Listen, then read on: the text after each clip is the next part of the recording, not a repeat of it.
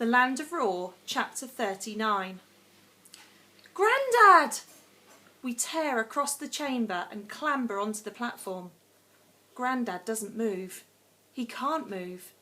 And as I throw my arms around him, I realise how cold he is. It's like I'm hugging a scarecrow dressed in Grandad's clothes. I even hear the crackle of something that might be straw when I squeeze him tight. "We're here, Grandad." Rose's voice trembles as she tugs at his cardigan. "We've come to take you home." I cup my hands around his face. His beard feels spiky, his cheeks cold as stone. His cardigan smells faintly of coffee. "Grandad, can you hear us?" "We've come to take you home," Rose repeats, her arms wrapped tightly round his waist. "Please wake up." Her voice is desperate. It's how I feel too. His dry, vacant eyes and still chest tell me that we're too late. We were stupid to think there were rules about how long we had to get to Grandad. Croaky doesn't have rules. Everything about him and his castle is chaotic and messed up. But I'm not ready to give up, and suddenly I have to have Grandad back. Rose must feel this too, because we both start rubbing his cheeks and his hands and calling out to him. The side of my face is pressed against him when a deep wheeze comes rattling out of his parted lips. It sounds terrible, but it's a sign of life, and when we hear another one, and then another, we're so relieved we laugh. His eyes squeeze shut. "Arthur? Rose?" His voice is a hoarse whisper. "Grandad!" we cry. One of his arms flops down and I grab hold of it. Warm fingers curl around mine.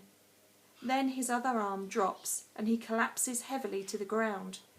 He pulls us into a weak hug. I hold him tight until I realise that he's struggling to suck in air. "Here." I find his inhaler and he takes it from me and sticks it in his mouth. He's supposed to shake it. He's supposed to take slow, deep breaths. But his fumbling fingers pump the canister again and again, and he sucks in the medicine until I pull it away from him. "Give it a chance to work," I say. "And you need to save some." He nods, then half opens his eyes and rests his head against the wall.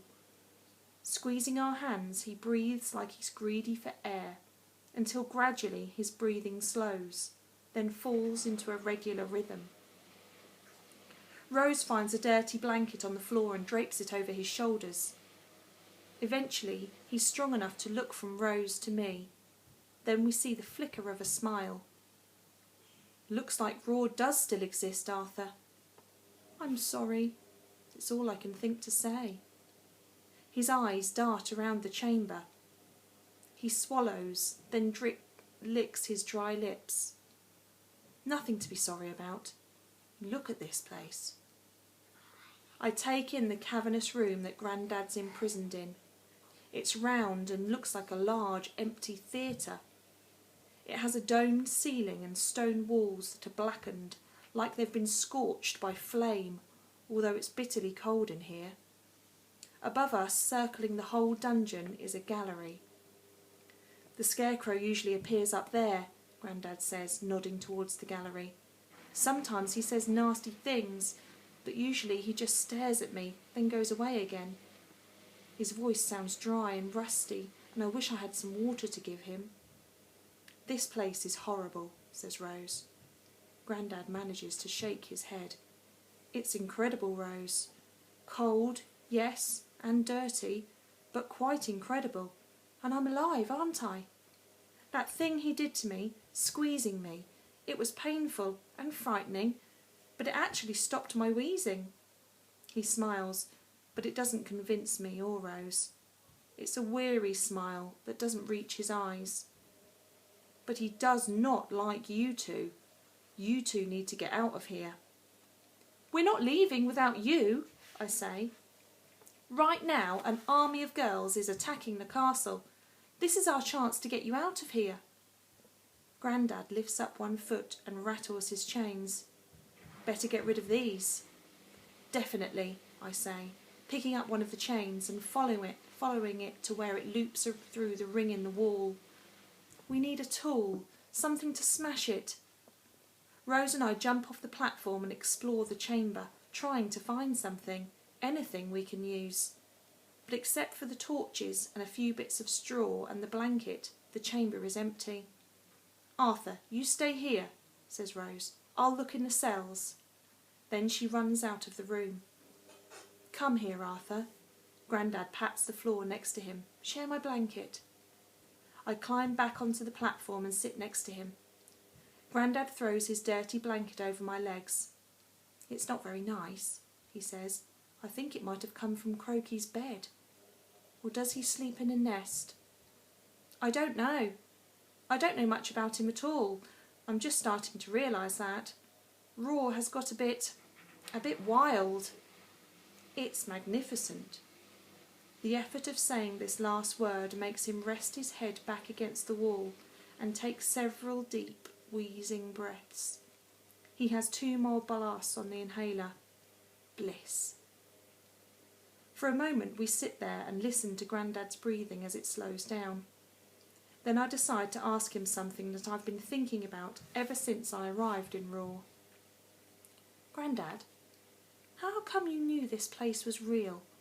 I thought you were trying to get me to play, but you weren't, were you? Eyes still closed, he shakes his head. And up in the attic, when I said I've been bitten by a real dragon, you didn't even blink. He turns to me and opens his eyes. Arthur, I believed that you'd been bitten by a dragon, because I've been bitten by a dragon too. He pulls up his shorts and there, just above his knee, is a thin scar. When I was a little boy, I found this magical place, just like you found Roar.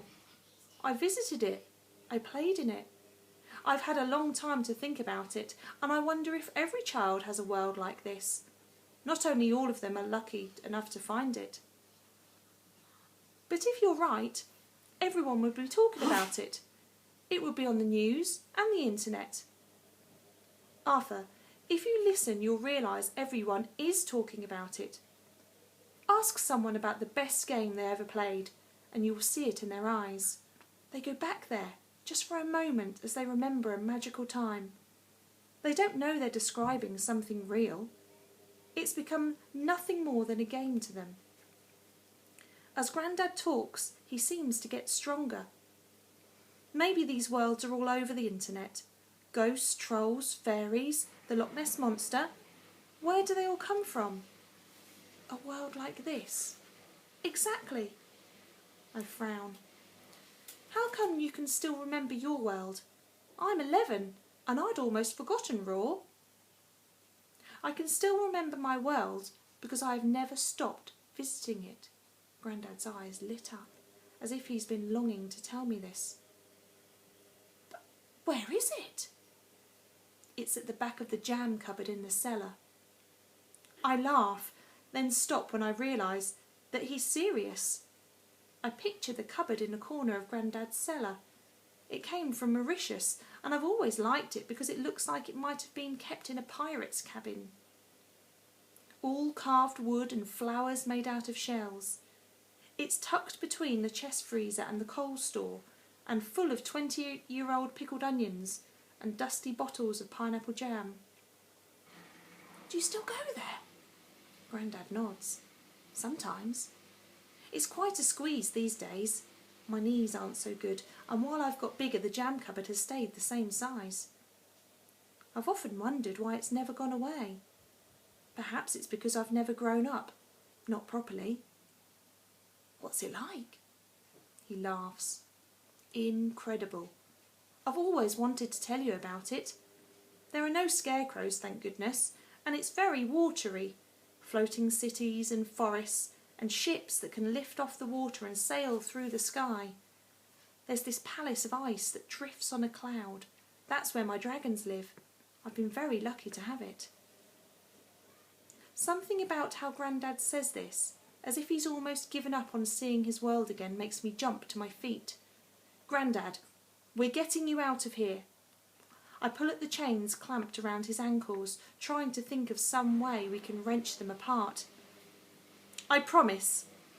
Right now the Lost Girls are fighting Croaky and his scarecrows, and we've got dragons waiting for us. As soon as we get these chains off, we can take you home. Rose runs back into the chamber, and I see that her hands are empty. I'm sorry, she says. All the doors were locked. In a panic, I blurt out, I'll get Win. Rose looks amazed. Win? What can he do? Maybe he could use his magic to blow the chains apart. Win couldn't use his magic to blow a daisy chain apart, but the dragons might be able to melt them. I try to imagine the dragons finding us, pushing their way through all the passageways. Would it be possible? We have to try. I'll fetch them, I say, jumping down from the platform. I'm running towards the door when it slams shut in my face. The bang echoes round the chamber. I grab the handle and push as hard as I can. At first I think it's jammed shut, but then I realise the door is locked, and that means someone has locked it. Win! I yell, banging my hands down on the thick wood. Win! With a rusty scrape, the hatch in the middle of the door slides open. Taking a deep breath, I step closer and look into the dark tunnel. And that's when I hear a ruffle of feathers and a scratchy voice hisses, I've got you now, Arthur Trout.